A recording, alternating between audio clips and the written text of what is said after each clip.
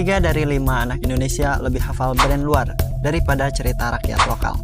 Kemudian, pada tahun 2023, 72% sanggar tari tradisional di Jawa tutup karena kurang peminat. Bahkan, berdasarkan data Kementerian Pariwisata dan Ekonomi Kreatif, hanya 28% anak muda Indonesia yang bisa mengenali motif batik dari daerah asalnya. Padahal, batik sudah diakui UNESCO sebagai warisan budaya tak benda dunia. Lalu, bagaimana langkah untuk memperbaiki dampak negatif tersebut? Perkenalkan, ini dia pendidikan multikultural. Pendidikan multikultural adalah pendekatan pendidikan yang dirancang untuk mengakui, menghormati, dan mengintegrasikan keragaman budaya, etnis, agama, bahasa, dan latar belakang sosial dalam proses pembelajaran. Pendidikan multikultural memiliki tujuan untuk menciptakan lingkungan inklusif yang mempromosikan kesetaraan, empati, dan pemahaman antar kelompok dalam masyarakat majemuk. Sebenarnya globalisasi bukan musuh bagi budaya lokal, tapi tantangan untuk terus beradaptasi. Kita harus memfilter berbagai dampak globalisasi supaya tidak mengikis identitas lokal. Salah satu contoh yang telah menerapkan budaya lokal dalam pendidikan adalah SMA Negeri 3 Bandung. Mereka ubah ruang seni jadi galeri batik interaktif. Bagaimana caranya? Setiap bulan, pengrajin lokal datang langsung ngajar ke sekolah tersebut.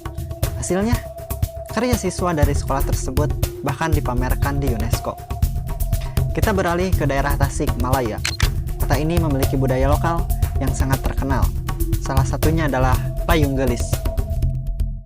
Payung gelis merupakan payung tradisional khas Tasikmalaya, Jawa Barat, yang terkenal dengan keindahan, ukiran tangan, dan warna-warni cerah. Payung ini bukan sekadar alat pelindung dari hujan, akan tetapi merupakan karya seni bernilai budaya tinggi yang mencerminkan kearifan lokal masyarakat Sunda.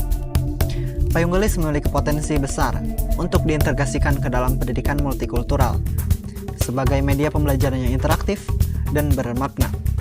Dalam mata pelajaran seni budaya, siswa dapat mempelajari teknik pembuatan dan filosofi motif payung gelis. Sementara itu, dalam pelajaran ekonomi dan kewirausahaan, payung gelis dapat dijadikan studi kasus untuk mempelajari ekonomi kreatif.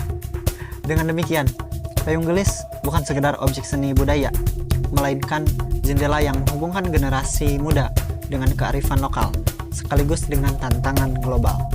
Dengan demikian, pendidikan multikultural menjadi jembatan emas untuk melestarikan budaya lokal di tengah derasnya globalisasi.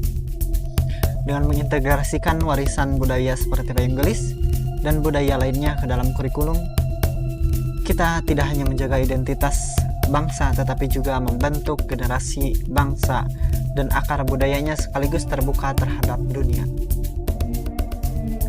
Implementasinya memerlukan strategi nyata, kurikulum berbasis kearifan lokal, kolaborasi antar generasi, dan pemanfaatan teknologi untuk memperkuat daya saing budaya. Pada akhirnya, pendidikan multikultural bukan sekedar transfer pengetahuan, melainkan proses menyalakan lentera yang menerangi jalan budaya lokal, agar tetap relevan dari hidup keberlanjutan di masa depan.